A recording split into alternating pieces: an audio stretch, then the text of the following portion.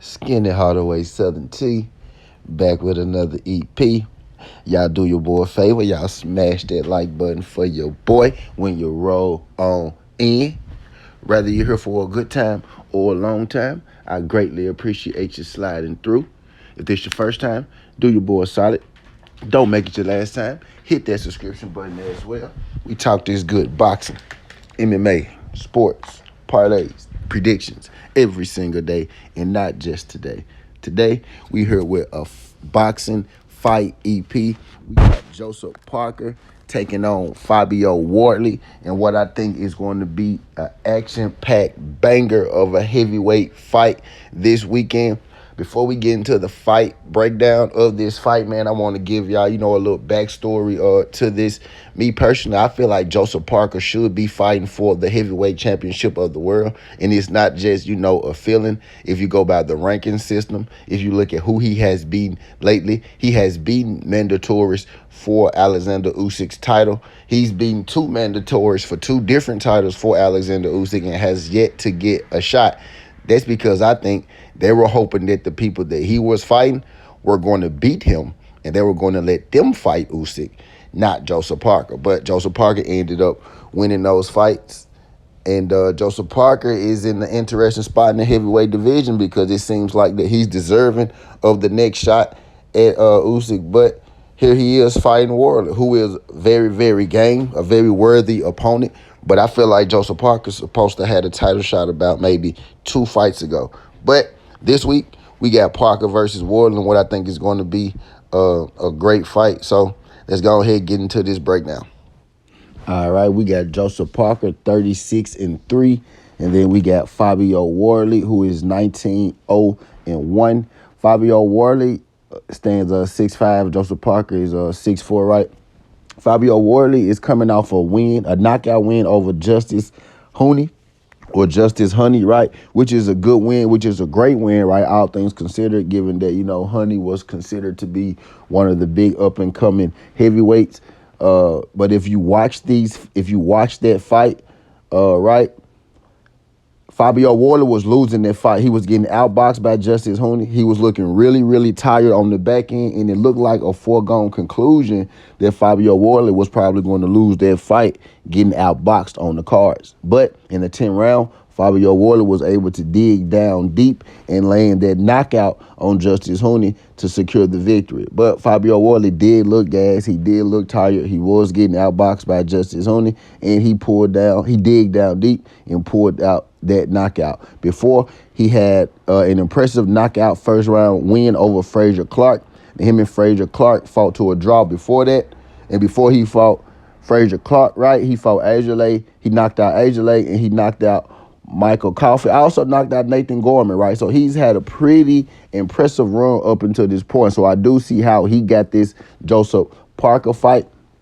Even though I feel like Joseph Parker should be fighting for a title, Fabio Wardley has worked himself up to the top of this division, and he is deserving with scraps with the top of this division for sure.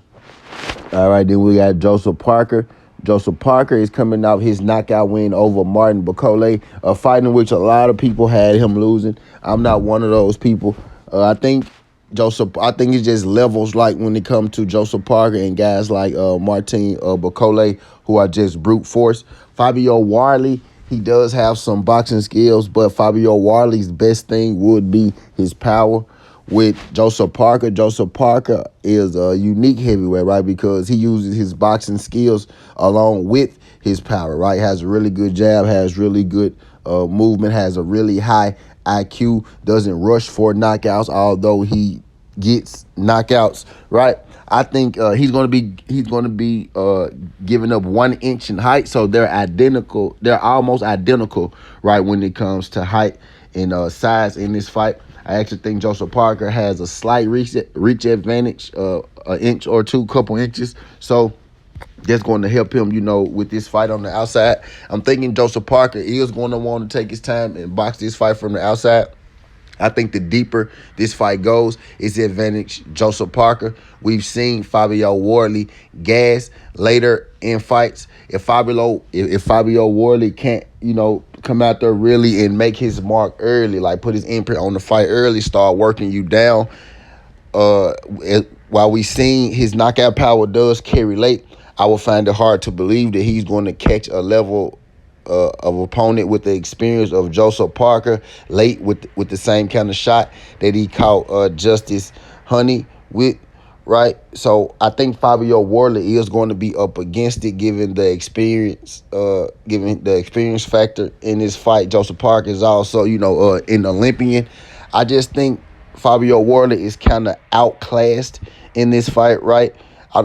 I don't think Joseph Parker is 10 times better than Fabio Wardley, but I do think he is maybe a level or two above Fabio Wardley. I think he'd be able to use his boxing skills, and Joseph Parker is live for a knockout late in this fight due to accumulation, I think, right? I don't think he's going to one-shot Fabio Wardley. Fabio Wardley may be the guy with the one-shot power in this. Joseph Parker has one-shot power too. These guys are heavyweights, right?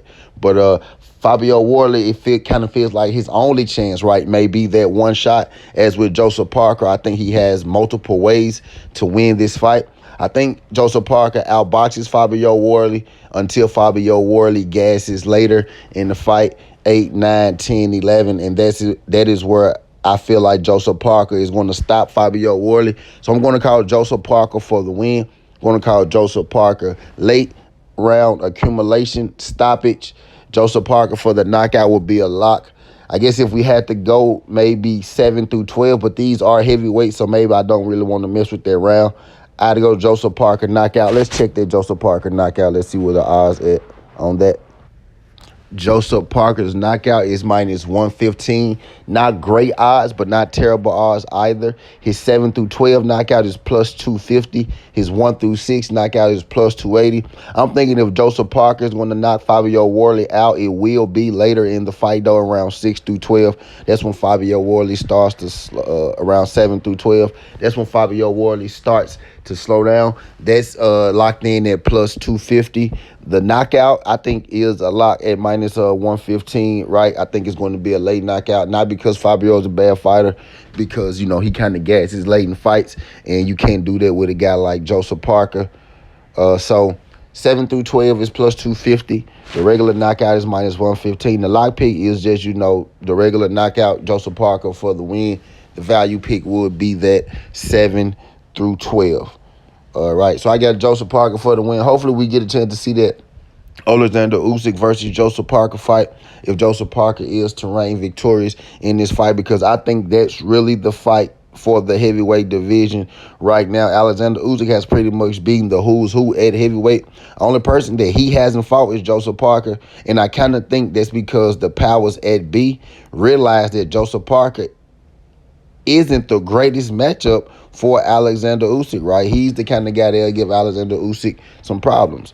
A guy, who could move as well, a guy who could box as well, a guy with a high IQ as well. And he's bigger than Alexander Usyk, right? So that's actually the fight that I want to see for the undisputed heavyweight champ of the world. I do rate Alexander Usyk as the top heavyweight of this generation right now. I think he could really shut that down and answer all those questions with a win over Joseph Parker, considering everybody else that he's already beaten up until this point, right? I don't feel like Joseph Parker has necessarily got a fair shake when it comes to the heavyweight title shot as of late, but I think it'll be hard to deny him once he gets this Fabio Wardley win. So Joseph Parker for the win, knockout over Fabio Wardley. -115. Joseph Parker on the money line, -600. That 7 through 12 is +250. Take it to the bank. All right, in the next fight, we got Quartermaine versus Royston Smith, right? I'm going to go with Sugar Boy Roy in this. Sugar Boy Roy is a southpaw. Both of these guys are your more traditional boxers. Neither of these guys are just seen as or known as knockout punchers. I do think Roy is the more powerful puncher of the two. I also think he has the higher IQ. He's going to have a bit of a size and reach advantage in this fight as well. Danny Quartermaine, I think he is serviceable, but I think Royster is, a level above. I think Royston Smith may be a champion one day. So may Danny Quarterman, right? But in this fight versus a prospect, this is a prospect versus prospect fight. I'm going to go with Rostin Roboy Smith over Danny Quarterman. And as far as like a method go, I'm thinking Rostin Roboy Smith on decision. I'm thinking on the points, but the knockout, may be the better value, but I think it goes long. All right, next fight, we got Taylor versus Edmondson. This is going to be a good fight, I think. Going to be a boxing match. Could be a little boring, right? But I think this is going to be a boxing match. Lewis Edmondson doesn't have a whole lot of power. Ezra Taylor does have some power, but he's a patient fighter. This fight is going to be fought on the outside, tactical boxing match. I'm going to lean Ezra Taylor, although Edmondson has been looking good as of late. I know he lost his last fight, but he was a big underdog in that fight, and he lost it by majority decision, in which some people think that he might have won. Ezra Taylor's going to want to box.